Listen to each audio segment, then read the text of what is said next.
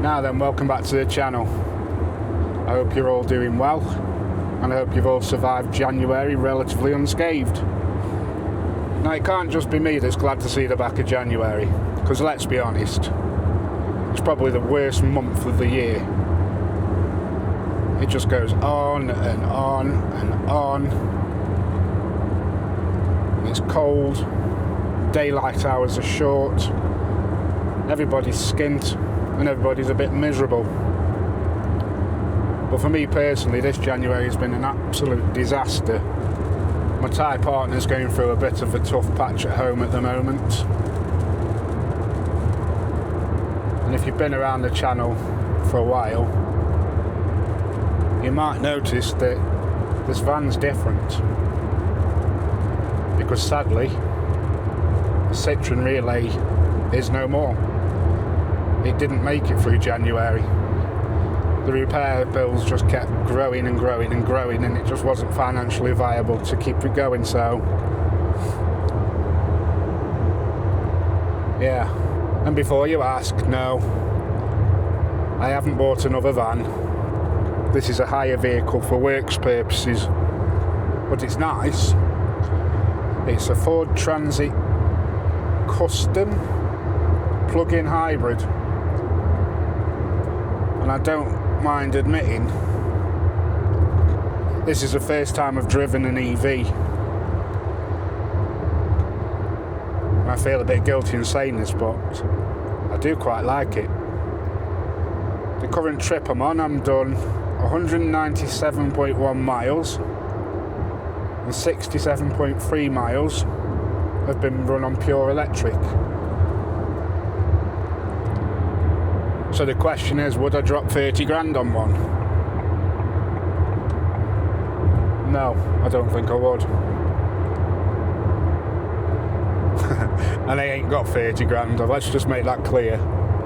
No, I think what you can liken this to is when you're struggling to pay rent on a flat, and then you go out for a jolly day out, looking around a £2 million mansion on Rightmove.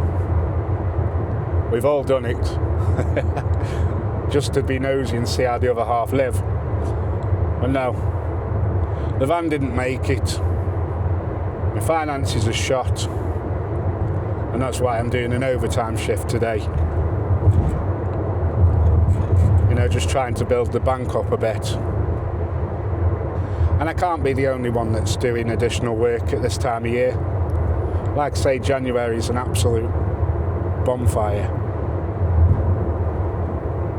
Now, with the van being gone, it means that all the content that I had planned to film over the next month or so have had to be shelved, which is a pity really, because I had some bangers lined up. And if I'm going to have to do a bit of overtime here and there to build the bank up, unfortunately that takes away my YouTube time, which is why you're keeping me company today on a long drive. But ordinarily I try to keep my weekends free for my YouTube filming and things, because I do enjoy making videos. And one day I hope to make a career out of it, so I can do a bit more travelling and have a bit more freedom. But for now, YouTube doesn't pay a cent. And I don't mind saying it. Sometimes I question if it's worth doing. And then I think about the reasons why I set up this channel in the first place. And that was to film and document my alternative lifestyle and how I navigate through life. And I'll be honest, I hope it's interesting enough for people to watch. Some videos I'm doing at the minute are doing really well, watch time hours wise, some not so well. But I do like reading comments and getting some feedback. I mean, the other day my son called me out of the blue, and he never calls me. He was ringing asking for a bit of life advice. Don't ask me, son. I'm making such a wonderful job of it. But now, we were just casually talking and it was nice. And I tried to explain something to him and he went, I know, Dad. I watched it on YouTube. And it hit me. This channel is a form of communication and a window into my world. You know, and if my kids aren't embarrassed about me making videos and they're actually watching them, then I better not say nasty things about them.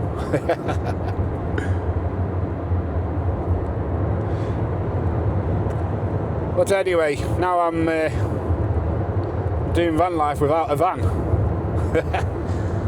So for now it's going to be caravan life and maybe a bit of a bus.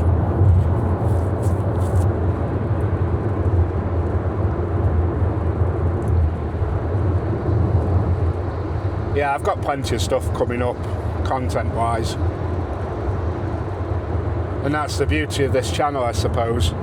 I am not a van life channel. I'm not an Instagram travel vlogger of sorts. I'm just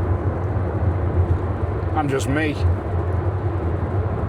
Currently living in a caravan, working full time, doing overtime shifts,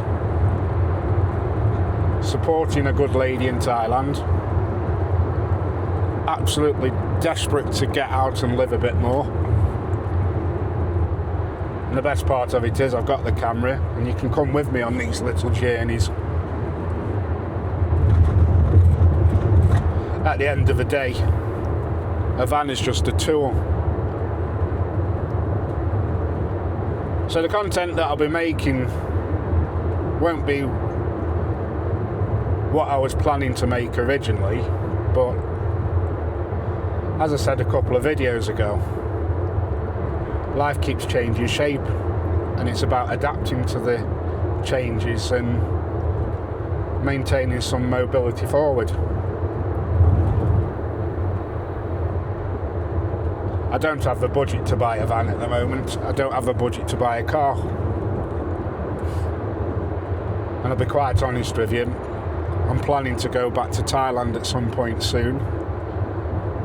So it's not something I'm going to worry about in the immediate future.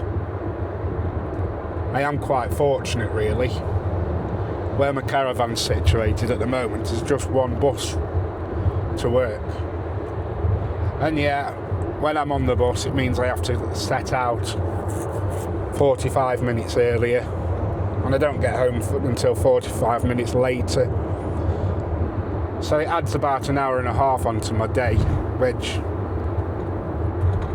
is mildly inconvenient, but not a disaster. It's not like I've got to get two buses or a long walk to the bus stop. That it's literally door to door, which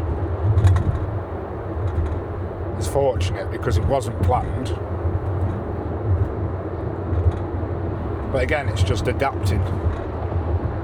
And I'll be quite honest with you, it's costing me 30 quid a week on the bus.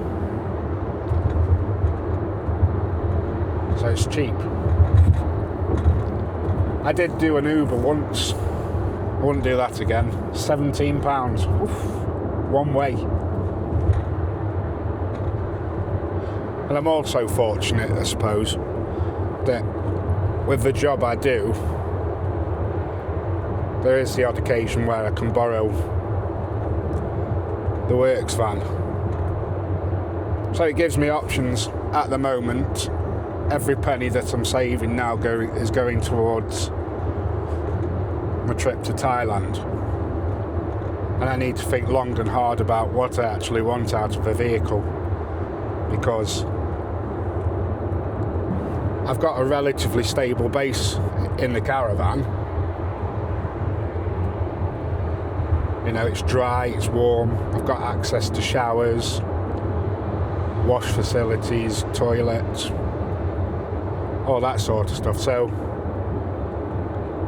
for the first time in a while I've got some stability. But going forward, the other side of my Thailand trip, I think I will be in the market for another vehicle. And I've just got to weigh up what that looks like for me. I know one thing for sure, I won't be buying another big long wheelbase van anytime soon. Because, to be quite honest, the sort of budget I'll be playing with just won't stretch to something reliable. So it's potentially going to be a smaller van or even a car. I've just got to decide what function the vehicle has to do. If it is just to get to places for day trips, then it makes sense to get a car. If I want to do a couple of days away and doing a bit of wild camping, then maybe a micro camper, I don't know. But that's for a discussion later down the line. Right now is building the bank up and getting myself back to Thailand as soon as I can. It's my Tirak's birthday in a month's time. It'd be nice to be there for it, but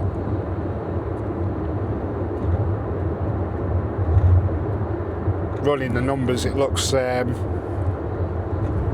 looks a bit optimistic at the moment.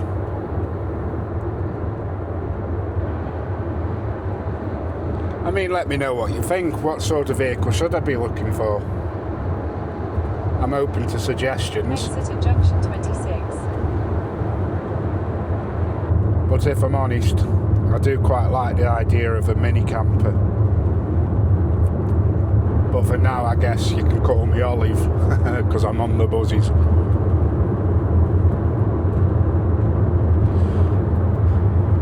Anyway, this was just a quick video, really, just to update you all on where I'm at.